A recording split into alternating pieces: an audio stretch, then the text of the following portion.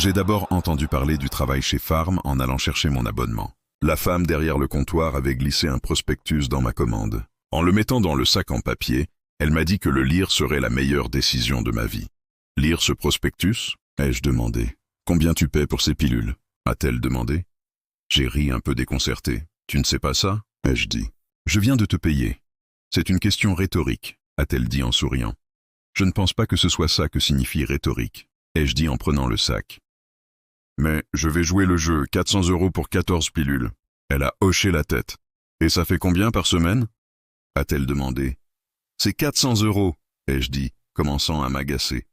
Encore une fois, elle a ri. Si elle n'était pas si jolie, j'aurais été en colère. Mais elle avait un air de star de cinéma, de grands yeux bleus, des cheveux fluides, des dents parfaitement blanches. Je ne comprenais pas ce qu'elle faisait derrière le comptoir d'une pharmacie. Cela doit être débilitant, a-t-elle dit. J'ai haussé les épaules. C'était le cas, mais je ne voulais pas le montrer. Je ne gagnais que 600 € par semaine. Mais, sans les pilules, mes organes finiraient par cesser de fonctionner. La maladie que j'avais était nouvelle, mais pas rare. Au cours des 10 dernières années, elle était passée de quelques cas isolés à près de 3% des Français. La gastro-entérite, une façon élégante de dire que ma bile dégradait les organes autour de mon estomac. Comme beaucoup d'autres, je l'avais développée après avoir pris un complément alimentaire quotidien, PharmChew, qui a depuis été rappelé. J'avais commencé à le prendre sur les conseils de mon médecin. J'en avais pris tous les jours pendant 1 an, mais ensuite, j'ai commencé à me sentir mal. Quand j'y suis retourné 1 an plus tard, il m'a dit que j'avais développé une gastro-entérite. Le meilleur remède contre mon mal était un autre produit de Farm, Pharmicure. Tant que je prenais 2 Pharmicures par jour, je pouvais continuer à vivre une longue vie financièrement précaire. La pharmacienne s'est penchée vers moi, me tirant de mon rêve éveillé. Elle avait l'air de vouloir me révéler un secret. « Lisse le prospectus », a-t-elle dit. « Fais-moi confiance. Ça a changé ma vie. Le poste annoncé dans le prospectus était un poste de saisie de données, ce qui n'était pas très éloigné de ce que je faisais actuellement. Le salaire était plutôt bon, mais le plus grand avantage était que tous les employés obtenaient des médicaments gratuits. En plus des 900 € que je gagnerais par semaine, je récupérerais ces 400 € supplémentaires. Au moment où je remplissais ma candidature, je pensais à tout ce que je pourrais faire avec cet argent en plus. Je pourrais enfin profiter de ma santé retrouvée. Après avoir soumis ma candidature, j'ai reçu un email 30 minutes plus tard. J'avais un entretien, puis j'ai eu un 2e entretien, puis un 3e. À la même heure, la semaine suivante, j'avais le poste. J'étais aux anges. Tous les entretiens avaient eu lieu par téléphone, donc ma première journée chez Farm était aussi ma première fois dans les locaux. Je devais aller dans un parking près de l'aéroport et attendre la navette, qui m'emmenait ensuite 1 heure plus au sud. Quand nous sommes arrivés, ce qui ressemblait à la porte d'entrée, quelqu'un est sorti de la cabine de sécurité pour nous inspecter. Il a vérifié nos poches, nos sacs de travail, puis a pris notre température. Quand il a fini, il nous a fait faire la queue à côté du van. Il avait une horrible posture, et ses yeux ne semblaient jamais se concentrer au même endroit. Sa voix était profonde et rauque. « Vous êtes clair », a-t-il dit. « Mais rappelez-vous, vous devez passer par ici en entrant et en sortant. C'est une installation à haute sécurité. » Nous avons tous acquiescé. Puis nous sommes retournés dans le van pour entrer dans le complexe proprement dit. Dans le parking, nous sommes tous descendus et avons fait notre chemin vers l'entrée. Le bâtiment était énorme, recouvert de fenêtres noires et réfléchissantes, ce qui lui donnait l'apparence d'un cube Rubik hanté. Autour de nous s'étendaient des hectares de champs. Pas d'autoroute, de quartier ou de café Starbucks en vue. À l'intérieur, une femme pétillante nous a accueillis et nous a remis un sac cadeau. J'ai regardé à l'intérieur du mien. Il y avait un carnet de notes à l'effigie de Farm, des bonbons et 2 bouteilles de pilules. J'ai levé les yeux, un peu surpris. Je n'avais jamais reçu de médicaments lors d'un accueil auparavant. En regardant autour de moi, tout le monde sortait aussi les pilules. Les inspectant, rappelez-vous, a-t-elle dit. Tous les médicaments doivent être pris à l'intérieur de l'établissement Farm. Un homme à côté de moi a levé la main. Son aisselle était sombre d'âne. Nous ne sommes pas censés en prendre un le matin et un le soir, a-t-il demandé. Et pour les week-ends, a demandé quelqu'un d'autre. La femme a souri. Bien sûr, vos préoccupations sont toutes valables, a-t-elle dit. Malheureusement, les médicaments fournis aux employés sont restrictifs. Si les employés les prenaient en chez eux, eh bien, nous ne pourrions pas garantir que les médicaments fournis par la société iront réellement aux employés de l'entreprise. Nous nous sommes tous regardés. C'était agaçant, mais je voyais sa logique. Quelqu'un pourrait très bien travailler ici juste pour les pilules gratuites, puis les revendre dans la rue. Je ne peux pas venir ici le week-end, a dit un autre. Bien sûr, a dit la femme, son sourire immuable. Eh bien, les employés peuvent acheter des pilules supplémentaires avec une remise de 30% que vous pouvez faire pour le week-end. Ou, vous pouvez venir, travailler un peu, obtenir vos pilules et profiter de notre brunch gratuit le samedi et le dimanche. Certains ont grogné, mais personne ne l'a plus challengé. Il y aurait toujours des complications avec n'importe quel emploi, pensais-je. Au moins chez Farm, je gagnerais bien, obtiendrais des médicaments gratuits et profiterais du paysage paisible. Mon ancien travail était en plein milieu de la ville, ce qui ne faisait qu'exacerber ma gastro-entérite. Ma première journée de travail ne cessait de s'améliorer. Ils nous ont offert un petit déjeuner et un déjeuner gratuit, plus du café et de la kombucha à volonté. Étant donné que je traitais des informations sensibles, je devais travailler dans un bureau fermé, ce qui n'était pas si mal. J'avais une grande fenêtre à côté de mon bureau, d'où je pouvais voir les champs environnants. De temps en temps, la femme qui nous avait enregistrés venait déposer un encas sur mon bureau, ou m'apporter un verre d'eau. À mon dernier emploi, j'avais de la chance si j'obtenais un cookie gratuit la veille des vacances de Noël. Je ne comprenais pas ce que signifiait le donné que je triais. Chaque heure, je devais trier une vingtaine de noms, en vérifiant leurs conditions de santé et en cherchant des anomalies. Il y avait leur pression artérielle, leurs restrictions alimentaires, leurs exercices hebdomadaires, etc. Des choses normales que l'on apprend lors d'un contrôle annuel. Ensuite, selon leur score sur l'échelle de santé, je les plaçais dans l'une des 3 catégories, vitamine 342D, vitamine X871 ou vitamine 636e, ça ne me semblait pas très clair, mais je supposais que c'était au-dessus de mes compétences. Tout ce que je devais faire était de vérifier les données, de classer les noms dans les bons dossiers, puis de passer au suivant. À 16 heures, je vis ma prochaine commande de noms arriver. Maintenant, il y en avait 50. Étrange, pensais-je. Il serait difficile de traiter 50 noms avant 17 heures, mais je décidai de donner le meilleur de moi-même. Je travaillais rapidement, analysant les données au fur et à mesure que le temps passait, de plus en plus proche de l'heure à laquelle je devais partir. En atteignant 17 heures, j'avais encore 10 noms à traiter. Je travaillais rapidement, envoyant mes dernières tâches dans les dossiers appropriés. Quand l'horloge indiqua 17h16, je pris mes affaires, courus dans le couloir et me dirigeai vers l'arrêt de navette. Mais, en arrivant, la navette était partie. Une douzaine d'entre nous se tenaient là, surtout les mêmes personnes qu'au début de la journée. « On l'a raté ?» demanda un homme. Je haussai les épaules. « Il doit y avoir une autre, » dis-je.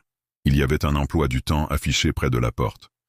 Je regardais les horaires. En bas, il y avait une note en lettres légèrement plus petite. Dernière navette à 16 heures, prochaine navette à 7 heures.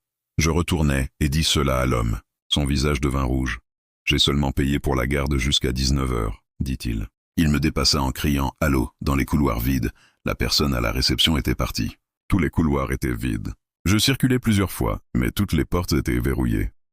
Je retournai à mon bureau pendant que les autres continuaient à crier, courant dans tout le bâtiment comme des souris affamées. J'essayais de ne pas laisser ce niveau de stress entrer dans ma vie, sinon ma gastro-entérite s'aggraverait. Au lieu de cela, je m'assis dans ma chaise et pris une longue respiration. « Vous avez raté la navette ?» dis-je. « Il y en aura une autre demain. » Je fermai les yeux pour essayer de me calmer. Quand je les rouvris, la femme de mon orientation était apparue dans l'embrasure de la porte. Elle avait un plateau de nourriture dans les mains. Je me levai et m'approchai d'elle. « Hé, dis-je, j'ai raté la navette. »« Oh, dit-elle. Tu avais besoin de retourner en ville pour quelque chose. » Je secouai la tête. « Non, je veux dire, juste comme la vie, dis-je. » Je regardais le plateau qu'elle tenait. C'était un steak, des pommes de terre, des brocolis, avec une bière, une canette de soda et une seule pilule sur le côté. « Eh bien, dit-elle, tout ce que tu fais chez toi, ils l'ont probablement ici. Jeux vidéo, sport, télévision. Il y a une pièce pour tout. En plus, les meilleures chambres que tu aies jamais vues. Viens avec moi. » Elle déposa le plateau sur mon bureau et me fit signe de la suivre. En marchant, elle passa sa carte d'accès sur différentes portes, les ouvrant pour révéler, comme elle l'avait décrit, chaque activité imaginable. Les personnes que j'avais croisées dans les couloirs étaient encore là, engagées dans telle ou telle activité. « Tu vois, dit-elle, si jamais tu as besoin de partir tôt pour retourner chez toi, tu peux prendre un peu de temps personnel.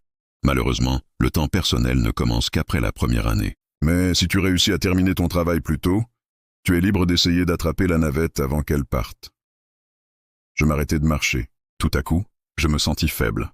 Elle réalisa que je ne la suivais plus et s'arrêta, mais ne se tourna pas vers moi. « À quelle fréquence les gens rentrent-ils chez eux » demandai-je. Elle regardait toujours tout droit. « Aussi souvent qu'ils le souhaitent, dit-elle.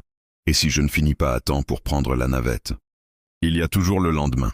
Et si je ratais encore ? Et si j'avais un enterrement, une fête d'anniversaire, ou que c'était Noël ? Tu es toujours libre d'utiliser ton temps personnel, dit-elle.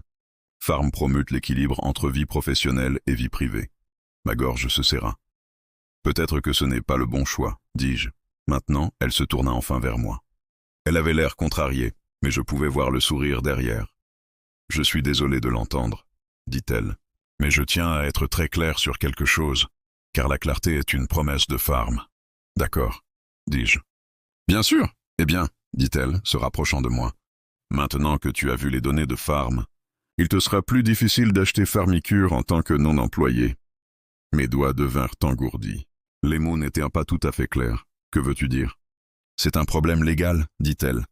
Maintenant que tu comprends les aspects plus complexes de notre entreprise, obtenir ce médicament en tant que civil comporterait certains risques. Risques ?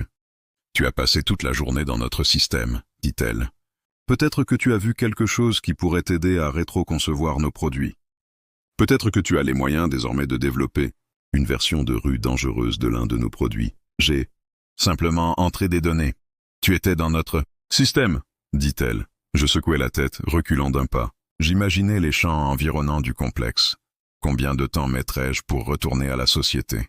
Quelques jours ? Mais que se passerait-il une fois arrivé là-bas ? Sans Farmicure, la douleur dans mon estomac empirerait chaque jour, jusqu'à ce que, bientôt, la bile se répande dans mes organes. Je mourrais d'une longue et douloureuse agonie. « Que veux-tu dire par « plus difficile à acheter » demandai-je. « N'est-ce pas illégal ?